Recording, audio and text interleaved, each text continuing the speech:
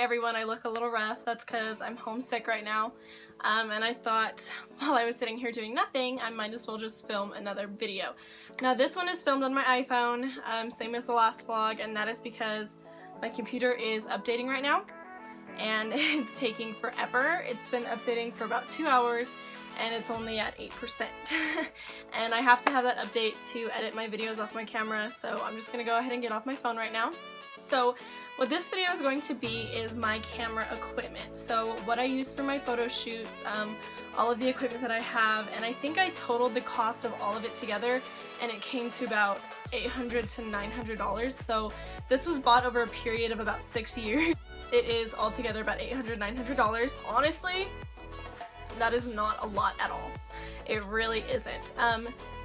There is a lot more expensive stuff that you could buy, but this video is kind of just to show you what I use and to explain to you that you don't have to have super expensive, super fancy equipment to become a photographer. So I have everything laid out in front of me, and I'm going to include my cameras, my lighting, my setups, everything. Okay, so first I'm going to start off with the camera that I use. This is the Canon Rebel T5i, and right now it is on this spider leg tripod because it is what I was using to film my fake eyelash tutorial, which is what I'm trying to upload right now. That's why I'm waiting on my computer. I feel weird because there's people at home and I'm upstairs, but like I'm talking really loud and I know they can hear me.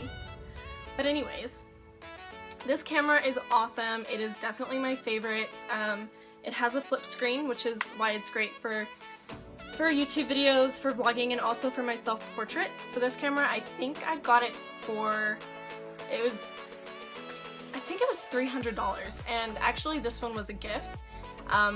I have been doing photography for about 6 years now. I got my first camera back when I was like 10 years old, and it wasn't a professional camera at all. It was a little digital. It wasn't a DSLR, and it was like red. And I remember my first pictures that I took was up in the mountains at this cabin, and I just like took a bunch of pictures of flowers and I just got into it. I loved it. I loved editing them. I got into some abstract work and started taking pictures of little stuff around the house.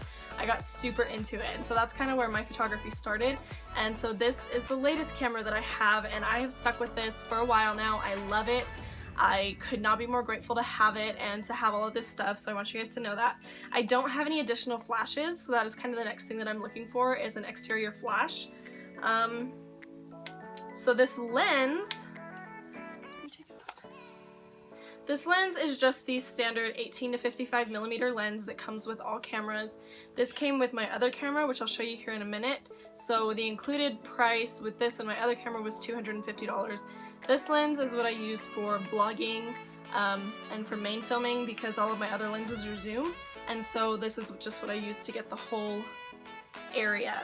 It doesn't have a very good aperture on it. I think it goes down to like 5. So it's not very good for portrait photo shoots or anything like that, but it is a very versatile lens.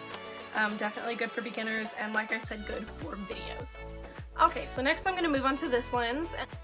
So this lens is kind of funny. It's the Macro 100 f2.8D lens Tokina, and it's a very interesting lens. This lens was $300. This tiny, I guess it's not tiny, but this lens was $300. It is a zoom lens. It's 100 millimeters, you know, so it's like very zoomed in. I don't know why I bought it. I love it, and it is a very, very good lens, but I don't feel the need for it that much. The only time I use this lens is if I'm filming sports games and like, you know, things that I can't get too close to, but I'm only limited to one focal length, so it's difficult to use this. But it is a beautiful lens and I love it. I don't plan on getting rid of it. I plan on using this somehow. It was a $300 lens and I adore it. It came with a hood. I prefer to use the hood for sure. So this lens is great.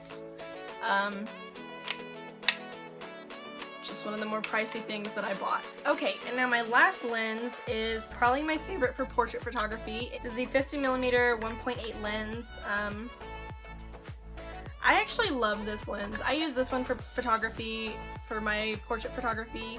I think it is absolutely perfect. It is my favorite one. It does kind of stink sometimes that you're stuck on one focal length, but then again, whenever you're doing portrait photography, you can be very intimate with the subject and you can move back and forth while keeping them in place because it is so posed and you have the time to do that. So I like this. I think this one was $150, so definitely recommend it. It's on Amazon and it's one of their best sellers. Understand why. It's a great lens and the quality pictures from it are amazing. I absolutely adore this. So that is my final lens.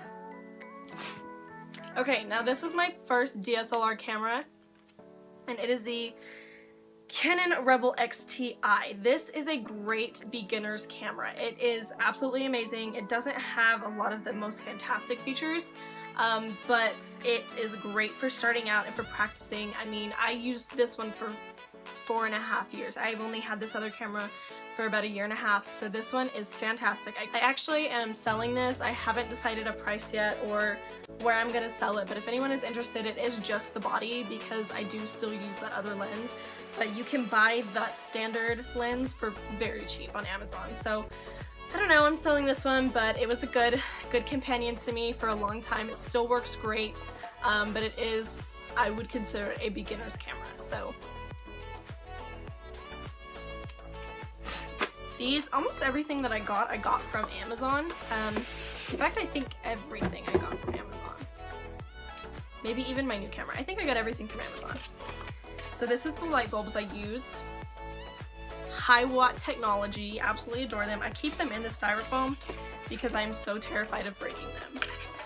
I think those were about $12 each and I have 2 of them. I have 4 umbrellas.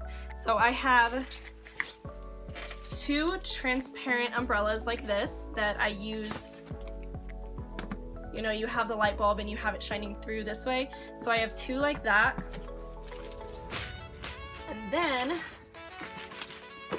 I have 2 of the reflective umbrellas, which you have the light this way and you have it reflecting. This is a stronger light. This is used for more dramatic portraiture, things like that. I actually don't use my lighting a lot because most of my photography is outdoors, but they're very good. They came with light stands, which this one is still plugged in, but I'm gonna kind of try and show you. So there's like different parts to it. It has like the little, this thing comes off and this is connected to the cord, and that's because this is where the light bulb goes in. This is just a stand, and I have, okay, so I have 2 of those stands that I use for my lights, and then I have a tripod that I use to hold this. So I have a lot of stands and like a lot of equipment, and it all seems pretty jumbled up. Okay, and then the last little thing that I wanted to show you, is this little doohickey, and this is a remote. This is how I do my self-portrait photography. Right now, it is broken. I tried changing the battery. I don't know what's wrong with it. I think I'm just gonna have to order a new one, and this was about $15 to $20, I think. Oh, and on my lighting, I'm not sure how much it was altogether. I want to say it was between 40 and 50 all together. So that includes the umbrellas, the stands. Oh, and then with that I ordered a backdrop stand and everything like that, which I also don't use a lot because I don't have a space for a studio. Anyways, so that is basically the bulk of all my photography equipment. I do have props. I have lights, you know, like the little, I don't know if you can see them. I have like a light strand up there. A lot of different things that I use for my photography, but this is the main equipment, the main like heavy equipment and main heavy technology that I use for it. I've actually been struggling the past couple weeks with my creative flow and just like using photography as a creative outlet instead of like just as a business, and so I've had a hard time and my pictures have reflected that, but I am back now. I feel so much more confident and I'm super excited to start my YouTube and have a good time with you. If this video helped you at all decide kind of what you want to get or just what kind of things that you need, because I have had quite a bit of success with just this stuff. I do think that a lot of this is pretty necessary, and one thing that I will say about lighting and everything is have an extension cord. because that is going to make a huge difference if the building is not your own. So have an extension cord.